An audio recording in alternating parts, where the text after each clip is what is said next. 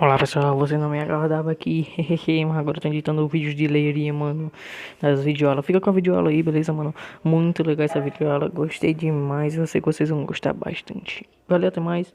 Fica com a videoaula de leiria aí, meu parceiro.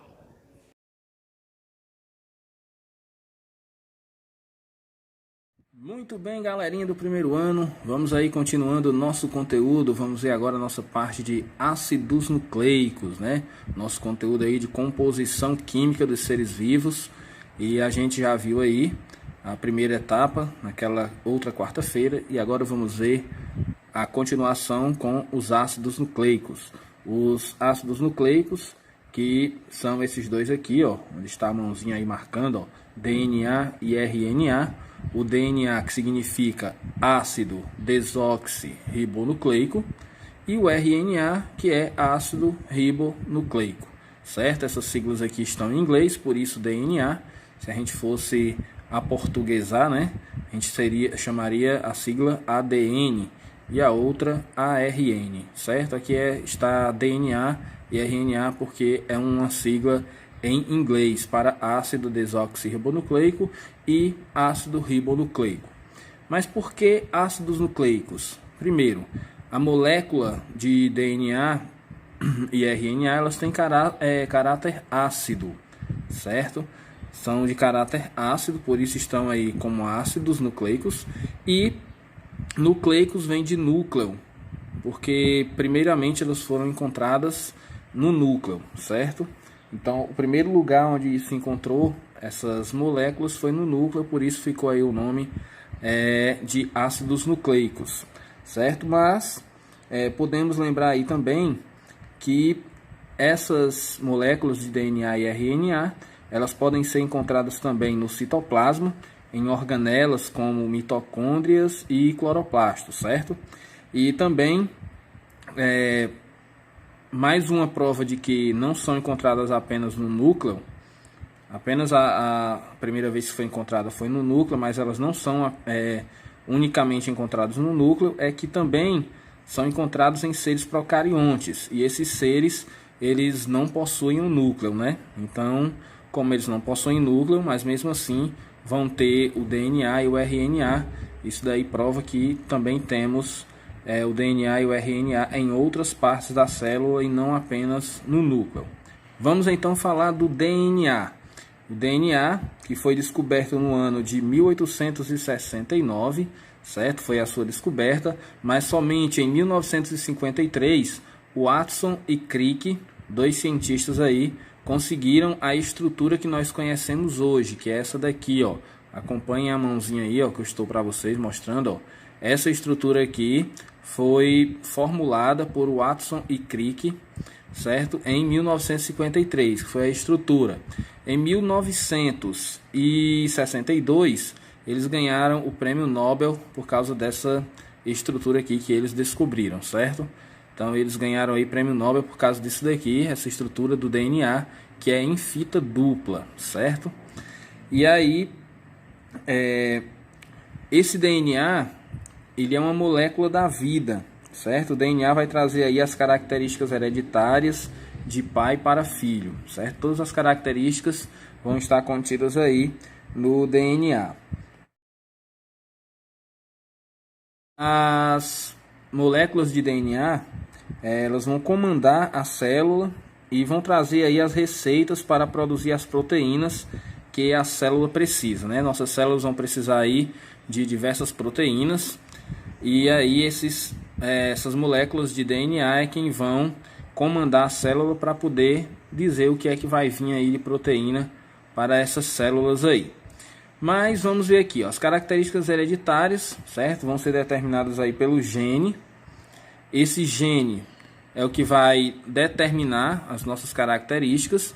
E o que é gene? Gene é pedaços de DNA. Então você vai ter aqui, ó, a fita, né, dupla fita de DNA, e alguns pedaços dessa fita é o que a gente vai chamar de gene. Então pedaços de DNA é o que a gente chama de gene, certo? Esses genes é o que vai trazer determinar as nossas características aí. Outra coisa que a gente pode lembrar aqui, ó, Essa molécula de DNA, é uma molécula grande, certo? São formadas aí por polímeros. Polímero é uma molécula bem grande, formada por vários monômeros. Então aqui é uma sequência, certo? Você vai ter um polímero, que é uma molécula bem grande, que vai ser formada por diversos monômeros, e esses monômeros é o que a gente chama de nucleotídeos, certo? Que é isso daqui, ó. Aqui um conjunto, aqui um nucleotídeo, para você ver como é que é formado esse nucleotídeo. Esse nucleotídeo vai ter a sua primeira parte aqui, que é o fosfato. É a mesma molécula, tanto para o DNA como para o RNA, não vai modificar nada, certo? No fosfato a molécula é a mesma. E aqui nas pentoses você vai ter uma pequena diferenciação, certo? Nas pentoses. A pentose do DNA é essa daqui de baixo, ó, chamada de desoxirribose. É a pentose do DNA. E essa aqui de cima é a ribose, que é a pentose do RNA, certo? Então você tem aí esses dois tipos de pentoses. Uma pentose para o RNA, que é a ribose, e uma pentose para o DNA, que é chamado de desoxirribose. E aqui as nossas bases nitrogenadas, que é o que vai nos importar no momento para a continuação do nosso conteúdo, certo? Você tem que saber aí bem direitinho quem são essas bases nitrogenadas. Então a junção, né, do fosfato, das pentoses e das bases nitrogenadas é o que a gente chama de nucleotídeos, certo? Esses nucleotídeos são formados aí por essas três partes. Agora vamos ver as nossas bases nitrogenadas. Dá para ver aqui na cadeia, ó, na cadeia de DNA, que nós temos aí algumas letrinhas, né, se ligando, ó. Essas letrinhas aí é o que a gente chama de bases nitrogenadas, certo? Imagine você que essa cadeia de dupla hélice aqui, ó, fosse uma escada. Então aqui, ó, seria o corrimão, que é a ligação dos fosfatos com as pentoses, certo? Esse corrimão aqui, ó, dos dois lados, ligações de fosfato com pentose. Então eles vão se ligando e vão formando essas barrinhas aqui do lado, ó. E os degraus seriam as bases nitrogenadas que vão se ligando entre si.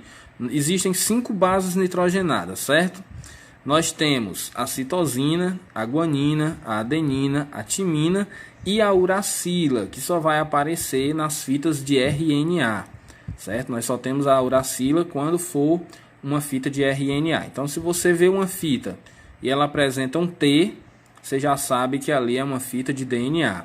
Se ela não apresenta um T, no lugar do T está um U, então você já sabe que é uma fita de RNA, exatamente porque a uracila só aparece na fita de RNA.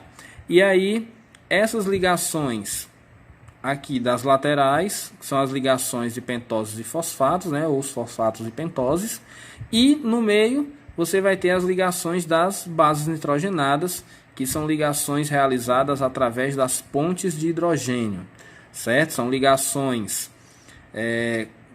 fracas, né? Consideradas fracas, porque esse meio aqui, ó, da dupla fita, ela precisa se abrir para que aconteça os processos aí, certo? De transcrição e tradução do DNA. Então, são ligações consideradas fracas, porque precisam aí dessa abertura, dessa divisão, e aí são feitas com pontes de hidrogênio, certo? Vamos voltar aqui. Essas ligações das bases nitrogenadas está A se ligando a T, a adenina ligando a timina, o C ligando a G, que é a citosina sendo ligada à guanina. Então é sempre assim, certo? Quando de um lado tiver um T, do outro lado você já sabe que vai ter um A.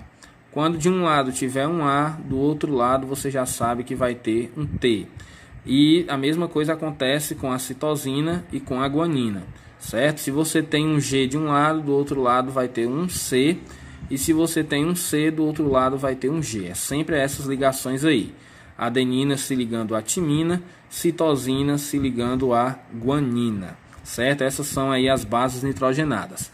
E tem uma classificação aí, certo? Você vai ter bases nitrogenadas púricas.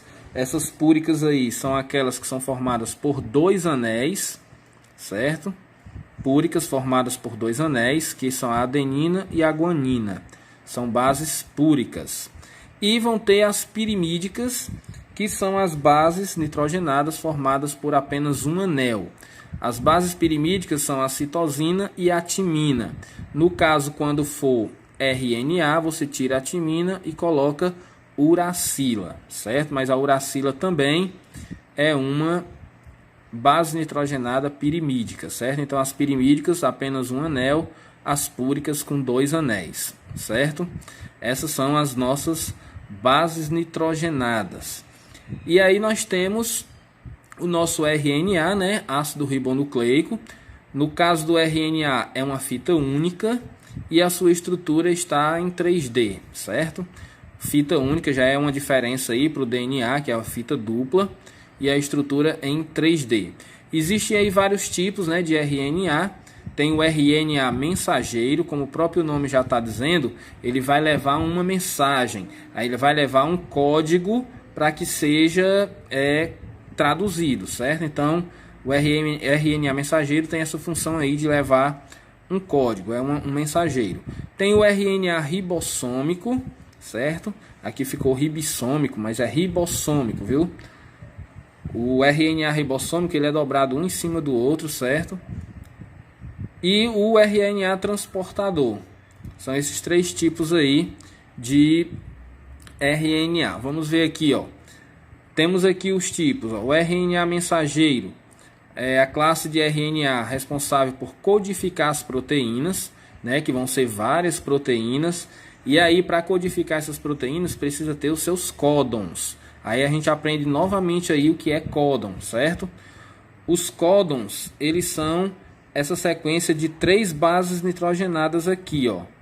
Certo? Então, você tem uma fita de RNA, aí você vai ter aqui, ó, 3 bases, né, nitrogenadas, guanina, citosina e uracila. Isso daí é um códon, certo? Depois tem mais adenina, citosina e guanina, ó, você já tem outro códon. Então, a cada 3, de 3 em 3, você tem um códon.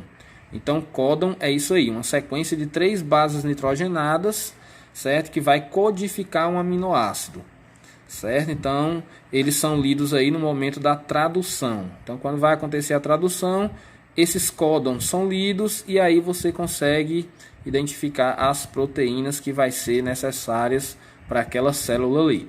O RNA transportador, certo? Faz o transporte aí de um aminoácido específico para a síntese da proteína. Essa é a função do RNA transportador. E o ribossômico, também chamado de ribossomal, é aquele que constitui o ribossomo. Então são esses 3 tipos aí de RNA. No processo, você tem aqui a sequência, ó. Primeiro, o DNA vai se replicar, certo? Para que tenha um outro DNA, então ele se replica. Depois da replicação, acontece a transcrição, que é passar para essa fitazinha aqui, ó. Vai se transcrever em RNA, certo? Aí é onde você tem que saber que no lugar do T você vai ter que colocar um U, certo? Porque agora é um RNA. E aí, a partir desse momento que você tem essa fita de RNA, acontece a tradução, certo? Essa tradução é para você poder identificar aí, ó, o aminoácido, ou seja, a proteína que vai ser necessária para você poder colocar na célula ali. Então, o que é que aquele códon traz de informação? Qual é a receita dele? Aí acontece a tradução e você identifica a proteína, que nada mais é do que uma sequência de aminoácidos juntos para formar a proteína. Então está aqui uma sequência de aminoácidos e aí a célula identifica a proteína necessária, certo? No final a gente tem aí uma tabela com várias proteínas, certo? E aqui, ó, o que eu acabei de falar, só uma ilustração para ver se fica melhor o entendimento. Você tem aqui, ó, fita dupla, você já sabe que é DNA. Você tem, vamos voltar aqui, você tem também a timina, ó. Perceba que tem vários lugares com timina, então mais uma coisa que prova que aqui é o DNA. Acontece a transcrição, certo? Mas antes da transcrição, se lembre que teve a replicação. E aí tem a transcrição, que vai virar uma fita de RNA. Note que agora é uma fita única, Note que não tem mais T, né? Não tem mais timina, agora só tem uracila, ó, no lugar dos T's, é uracila. E aí acontece então a tradução, a célula traduz e você sabe aí a proteína que vai ser colocada ali, certo? A sequência de aminoácidos que vai formar a proteína. Então é esse o processo aí que ocorre, ok? E aqui na última nós temos aí uma tabela com vários aminoácidos, certo? O nome deles são vários aminoácidos, ó. Você pode notar que nesse slide aqui, ó, você tem a sequenciazinha aqui, ó, o primeiro códon, que é os 3 primeiros aqui, ó, certo? A, U, G, ó, esses 3 primeiros aqui, olha aí onde está a mãozinha, ó, é um códon. Esse códon, na tradução, ele indica que vai ter que usar essa sigla aqui, né, MET, que a gente pode procurar aqui, ó, na tabela, e é a metionina, certo? Então essa metionina aí, se a gente continuasse analisando, ó, a gente ia ter, ó, a segunda sequência, ó, CUU, é o segundo códon. Então ia ter aí esse leucina, aminoácido leucina, certo? E assim sucessivamente até que se monte toda a proteína, certo? Então, nosso conteúdo de ácidos nucleicos é isso aí. Agradeço a atenção e vamos fazer o exercício aí para ficar bem fixado aí todo esse conteúdo para nós, ok? Um abraço, galerinha. Até a próxima. Valeu!